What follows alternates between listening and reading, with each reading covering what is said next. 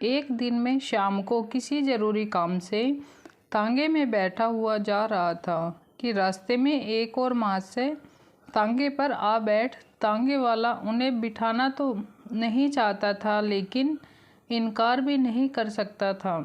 Police के आदमी से झगड़ा कौन मोल ले। वह साहब किसी थाने के दरोगा थे और किसी मुकदमे की पैरवी करने के लिए सदर आए हुए। मेरी आदत है कि पुलिस वालों से कम बोलता हूँ। सच पूछिए तो मुझे उनकी सूरत से नफरत है। उनके हाथों प्रजा को कितने कष्ट उठाने पड़ते हैं, इसका अनुभव मैं इस जीवन में कई बार कर चुका हूँ। उनकी ओर मुंह फेरकर एक और खिसक गया। वे मुझे देखकर बोले, जनाब, यह एक आम शिकायत है कि पुलिस वाले बहुत रिश्वत लेते हैं, पर यह कोई नहीं देखता कि पुलिस वाले रिश्वत लेने के लिए कितने मजबूर किए जाते हैं।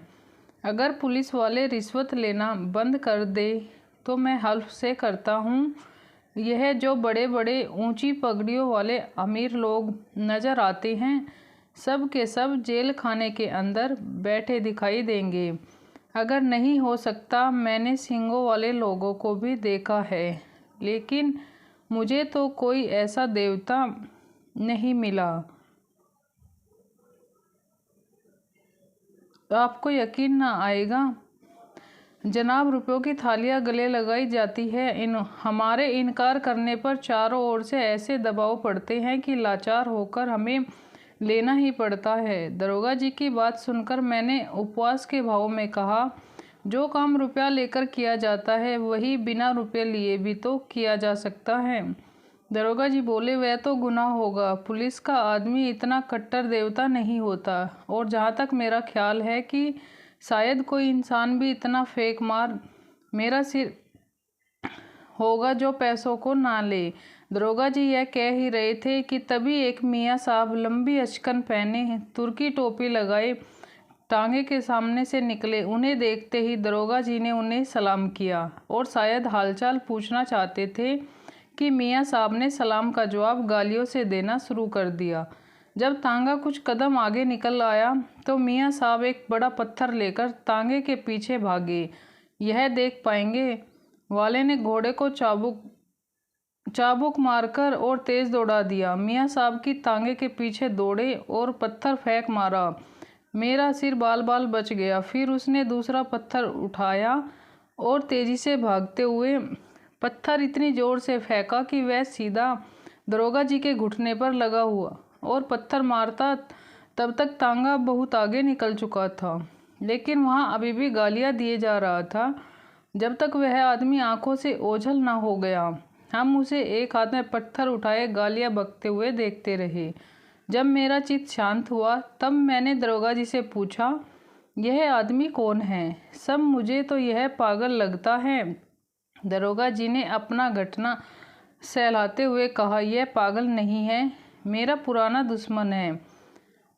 मैं समझा ताकि यह जालिम पिछली बातें भूल गया होगा, लेकिन वरना मुझे क्या पड़ी थी कि मैं इसे सलाम करता। मैंने पूछा, जरूर आपने इसे किसी मुकदमे में सजा दिलाई होगी। दरोगा जी बोले, बड़ी लंबी दास्तां है जनाब, बस इतना ही समझ लीजिए कि इसका बस चले तो मुझे जिंदा ही निगल जाए। आप तो शौक की आग को और भड़का रहे हैं जनाब। अब तो यह दास्तां सुने बगैर मुझे तसल्ली न होगी। दरोगा जी बोले, ठीक है, अगर तुम सुनना ही चाहते हो तो सुनो। कुछ वर्ष पहले मैं सदर में ही तैनात था। बेफिक्री के दिन थे। ताज़ा खून एक मासूका से आंख लड़ गई। आमदद शुरू हुई। अभी जब उस हसीना की याद आती है तो आंखों से आंसू निकल आते हैं। बाजारों औरतों में इतनी हया, इतनी वफा, इतनी मुरव्वत मैंने नहीं देखी। 2 साल उसके साथ इतने लुत्फ से गुजरे कि आज भी उसकी याद करके रोता हूँ, मगर किस्से को बढ़ाऊँगा नहीं वरना अधूरा ही रह जाएगा। मुख्तसर यह है कि 2 साल के बाद मेरे तबादले का हुक्म आ गया। उसे वक्त दिल तो जितना सदमा पहुंचा, इसका जिक्र करने के लिए दफ्तर चाहिए। बस यही जी चाहता है कि इस्तीफ़ा दे दूं। उसे हसीना ने यह खबर सुनी तो उसकी जान निकल गई। सफ़र की तैयारी के लिए मुझे 3 दिन मिले थे।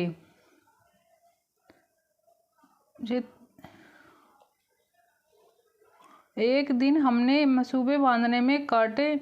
उसे वक्त मुझे अनुभव हुआ कि औरतों को अकल से खाली समझने में हमने कितनी बड़ी गलती की है।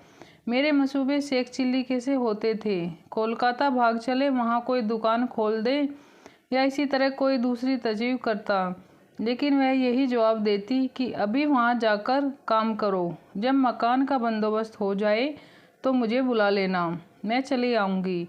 आखिर जुदाई की घड़ी आई। मुझे मालूम हो रहा था कि अब जान नहीं बचेगी। गाड़ी का समय निकला जा रहा था और मेरा उसके पास से उठने का मन ही नहीं कर रहा था, लेकिन मैं फिर किस्से को तूल देने लगा। खुलासा यह है कि मैं उसे 2-3 दिन में बुलाने का वादा करके रुखसत हुआ, लेकिन अफसोस हुआ 2-3 दिन कभी नहीं आए। पहले 5-10 दिन तो अवसरों से मिलने और इलाके की देखभाल में गुजरे। इसके बाद घर से खत आ गया कि तुम्हारी शादी तय हो गई है, रुखसत लेकर चले आओ।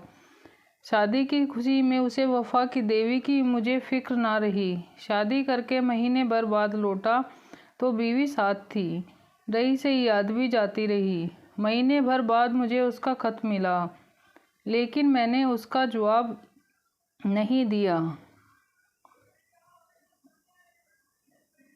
मैं डर रहा था कि कहीं एक दिन वह जाकर सिर पर सवार ना हो जाए। अगर ऐसा हो गया तो मैं बीवी को मुंह दिखाने लायक भी नहीं रह जाऊंगा। 1 साल बाद मुझे एक काम से सदर आना पड़ा।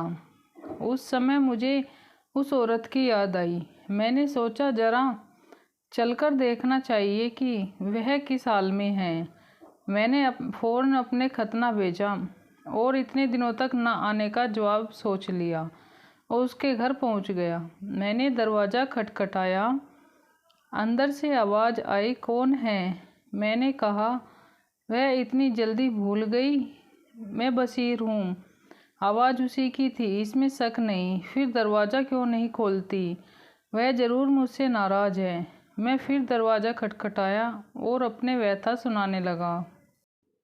करीब 10-15 मिनट के बाद दरवाज़ा खुला। उसे हसीना ने मुझे इशारे से अंदर बुलाया। मेरे अंदर जाते हुए उसने दरवाज़ा बंद कर दिया। मैंने कहा, मैं तुमसे माफ़ी मांगने आया हूँ। यहाँ से जाने के बाद मैं बड़ी मुसीबत में फंस गया। वह इलाका इतना ख़राब है कि आराम करने का समय भी नहीं मिलता। मेरी बात सुनकर वह हसीना बोली, माफ़ी किस बात की? तुमसे मेरा निकाह तो हुआ नहीं था। दिल कहीं और लग गया तो मेरी क्या याद आएगी? मुझे तुमसे कोई शिकायत नहीं है। जैसा और लोग करते हैं वैसा ही तुमने किया। यही क्या कम है कि इतने दिनों बाद तुम्हें मेरी याद आई। तुमने खत का जवाब तक ना दिया।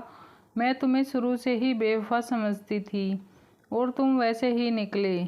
बीवी लाई और मुझे खत ना लिखा। यह सुनकर मैं ताज्जुब से पूछा, तुम्हें कैसे मालूम कि मेरी शादी हो गई है? वह रोती हुई बोली, यह पूछकर क्या करोगे? मैं झूठ तो नहीं कह रही। मैंने बेवफा तो बहुत देखे हैं, लेकिन तुम सबसे बढ़कर निकले। तुम्हारी आवाज़ सुनकर एक बार तो मन में आया कि दुत्कार दूं, लेकिन यह सोचकर दरवाज़ा खोल दिया कि अपने दरवाजे पर किसी को जलील क्यों करूं।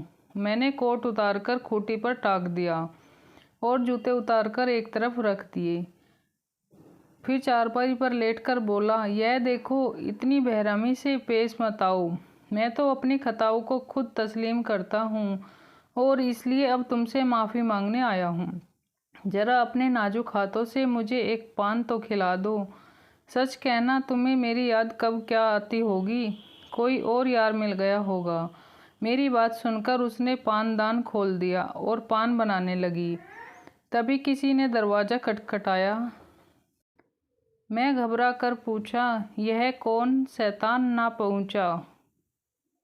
हसीना ने कहा, यह मेरे शौहर हैं। तुम्हारी तरफ से जब मैं निराश हो गई तो मैं उनके साथ निकाह कर लिया। यह सुनते ही मैंने गुस्से से कहा, तो तुमने मुझे पहले ही क्यों ना बता दिया? उल्टे पांव लौटने जाता, यह नौबत क्यों आती? ना जाने कब किया कसर निकाल रही हूँ। मुझे क्या मालूम कि तुम इतनी जल्दी आओगे। रोज़ तो पहर रात गए थे आते थे, फिर तुम इतनी दूर से आए थे। तुम्हारी कुछ खातिर भी तो करनी थी। ये अच्छी खातिर की है तुमने। अब बताओ मैं कहाँ जाऊँ? मेरी तो कुछ समझ में नहीं आ रहा है। या अल्लाह, किस मुसीबत में फंस गई हूँ। इतने में उन साहब ने दरवाज़ा फिर खटखटाया। ऐसा लगता था कि वह दरवाज़ा ही तोड़ डालेगा। हसीना के चेहरे का रंग उतर गया। वह बेचारी कड़ी कांप रही थी। बस जबान से यही निकल रहा था, अल्लाह रहम कर। बाहर से फिर आवाज़ आई, हरी दरवाज़ा क्यों नहीं खोलती? इतनी जल्दी सो गई क्या? अभी तो 8 भी नहीं बजे। कहीं सांप तो नहीं सूंघ गया? अगर तुमने दरवाज़ा खोलने में तनिक भी देर की तो मैं दरवाज़ा तोड़ दूंगा। मैंने गिराकर हसीना से कहा, भगवान के लिए मेरे छिपने की कोई जगह बताओ। पिछवाड़े कोई दरवाज़ा नहीं है? वह मेरे सामने एक कोठारी है, तुम उसमें जाकर छुप जाओ। हसीना ने कोठारी खोल दी। मैं अंदर जा घुसा और हसीना ने कोठरी का दरवाज़ा बंद कर दिया। मुझे कोठरी में बंद करके हसीना ने जाकर सदर दरवाज़ा खोला और बोली, क्यों दरवाज़ा तोड़ोगे? आ तो रही हूँ। मैंने कोठरी के किवाड़ों के दरवाजे से देखा। वह आदमी हट्टा कट्टा और हष्ट-पुष्ट था। अंदर आते ही वह बोला, तुम इतनी जल्दी सो गई थी क्या? हाँ, जरा आँख लग गई थी। मुझे तो ऐसा मालूम हो रहा था कि तुम किसी से बातें कर रही हो। वहाँ की दवा तो हकीम लुकमान के पास भी नहीं है।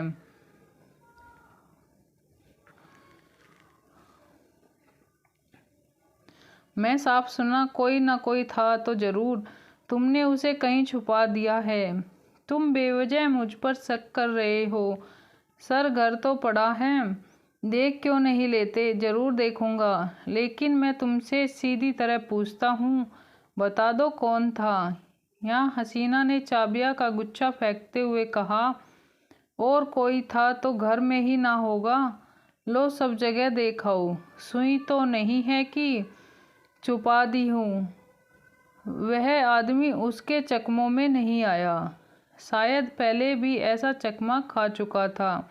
चाबियों का गुच्छा उठाकर वह सबसे पहले मेरी कोठरी के दरवाजे के पास आया और उसके ताले को खोलने की कोशिश की। गुच्छे में उस ताले की चाबी नहीं थी। वह बोला, इस कोठरी की चाबी कहाँ है? हसीना ने बनावटी लहजे में कहा, अरे तो क्या उसमें कोई छिपा बैठा है?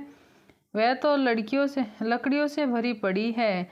तुम चाबी देती हो या नहीं? तुम भी कभी कभी पागलों जैसी हरकतें करने लगते हो। अंधेरे में कोई सांप बिच्छू निकल आए तो? ना भैया, मैं उसकी चाबी नहीं दूंगी।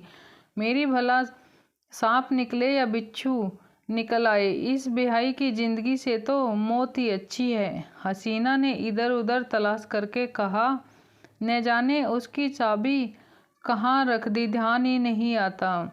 मैंने तो आज तक इस कोठरी में ताला लगा हुआ नहीं देखा। मैं तो रोज़ ताला लगाती हूँ। शायद कभी लगाना भूल गई होगी तो कह नहीं सकती। क्यों बहाना बना रही हो? चाबी देती हो या नहीं? कह तो रही हूँ, इस वक्त चाबी नहीं मिल रही है। सीधी तरह चाबी दे दो, नहीं तो तुम्हें कच्चा ही चबा जाऊंगा। अब तक मैं कोठरी के अंदर चुपचाप खड़ा हूँ कि बातें सुनता रहा। मुझे अपने आप पर गुस्सा आ रहा था कि यहाँ क्यों आया। न जाने यह शैतान कैसे पेश आए, कहीं तेज में आकर मुझे मार ना डाले। मेरे हाथों में कोई छुरी या भी नहीं है। खुदा करे आज तो दम तो रोक खड़ा था कि एक पल का भी मौका मिले तो निकाल भागूं। लेकिन जब उस मर्दूद ने किवाड़ों को जोर से धमकाना शुरू किया तब तो रूह ही फना हो गई। इधर उधर निगाह डाली कि किसी कोने में छिपने की जगह है या नहीं। किवाड़ के दरवाजों से कुछ रोशनी आ रही थी। ऊपर जो निगाहें उठाई तो एक मचान सा दिखाई दिया। डूबते को तिनके का सहारा मिल गया। उचक्कर चाहता था कि ऊपर चढ़ जाऊं कि मचान पर एक आदमी को बैठे देखकर उस हालत में मेरे मुंह से चीख निकल गई। या हजरत अचकन पहने, घड़ी लगाए, एक सफ़ा बांधे उकड़ू बैठे हुए थे। अब मुझे मालूम हुआ कि मेरे लिए दरवाज़ा खोलने में हसीना ने इतनी देर क्यों लगाई थी। मैं अभी उन्हें देख ही रहा था कि दरवाजे पर गुसल की चोटें पड़ने लगी। किवाड़ कमज़ोर थे ही, 2-4 चोटों में ही किवाड़ टूट गए और वह शैतान लालटेन लिए कोठरी में घुस गया। उस समय मेरी क्या हालत थी, इसका अंदाज़ा आप खुद लगा सकते हैं। उसने मुझे देखते ही लालटेन नीचे रखी और मेरी गर्दन पकड़कर बोला, अच्छा तो आप यहाँ तशरीफ़ रखे हैं, आइए आपकी खातिरदारी करूँ। ऐसे मेहमान रोज़ थोड़े ही मिलते हैं। यह कहते हुए उसने मेरा एक हाथ पकड़कर इतनी ज़ोर से खींचा कि मैं अभी ज़मीन से उठ भी न पाया था कि वह कसाई एक बड़ा सा चाकू लिए मेरी गर्दन पर आ पहुंचा। मगर जनाब हूँ पुलिस का आदमी। उस समय मेरे दिमाग में एक तरकीब सूझ गई। उसने मेरी जान बचा ली। मैं आपके साथ तांगे में ना बैठा होता तो मैंने उसे हाथ जोड़कर कहा, हुजूर मैं बिल्कुल बेकसूर हूँ, मैं तो मीर साहब के साथ यहाँ आया था। मेरी बात सुनकर उसने गलत कर पूछा, कौन मीर साहब? मैं जी खड़ा करके वहाँ कहा, वही जो मचान पर बैठे हुए हैं। मैं तो उनका गुलाम हूँ, जहाँ वे हक में देंगे उनके साथ जाऊँगा, इसमें मेरी कोई गलती नहीं है। अच्छा तो कोई मीर साहब भी मचान पर तशरीफ़ रखे हुए हैं? जी हाँ। यह कहकर उसने मेरा हाथ पकड़ा और कोठरी में ले जाकर ऊपर मचान की ओर देखा। आमिर साहब सिमटे सिमटाए भीगी बिल्ली बने बैठे थे। उसने उनका हाथ पकड़कर एक झटके में दम से नीचे गिरा दिया और उनकी धुनाई करते हुए बोला, तू कौन है बे और यहाँ क्या करने आया था? जी मैं, यह आदमी झूठा है, यह मेरा नौकर नहीं है, ये मुझे धोखा देकर यहाँ लाया है। यह क्यों नहीं कहता कि मज़े उड़ाने के लिए आया था, दूसरों पर इल्ज़ाम लगाकर मेरी जान बचाना चाहता है। ले तू भी क्या याद रखेगा कि किससे पाला पड़ा था। यह कहकर उस शैतान ने उसी चाकू से उन साहब की नाक काट दी और मैं मौका पाकर वहाँ से भाग गया। उसके बाद उन दोनों में कैसी छनी, हसीना के सिर पर क्या आफत आई, इसकी मुझे कुछ जानकारी नहीं थी। तब से करीब 20 बार सदर आ चुका हूँ, लेकिन उधर भूल से भी नहीं गया। यह पत्थर फेंकने वाले हजरत वही है जिनकी नाक काटी थी। आज न जाने कहाँ से देख पड़े और मेरी सहमत आई कि उन्हें सलाम कर बैठा। अपने उनकी नाक की तरफ शायद ध्यान से नहीं दिया। हाँ, अब मुझे ध्यान आया कि उस आदमी की नाक कुछ चपटी तो थी, लेकिन तुमने उस गरीबों के साथ ऐसा मजाक क्यों किया? तुम्हें ऐसा नहीं करना चाहिए था। तो और क्या करता? तुम दोनों ने मिलकर उस आदमी को दबा क्यों नहीं दिया? ज़रूर दबा लेते, लेकिन चोर का दिल आधा होता है। उस समय तो अपनी अपनी पड़ी थी कि मुकाबला करने की सोचती। अगर इस झमेले में पड़ जाता तो आबरू लग जाती और नौकरी से अलग हाथ धोना पड़ता। लेकिन अब इस आदमी से होशियार रहना पड़ेगा। इतने में चौक आ गया और हम दोनों तांगे से उतरकर अपनी अपनी राह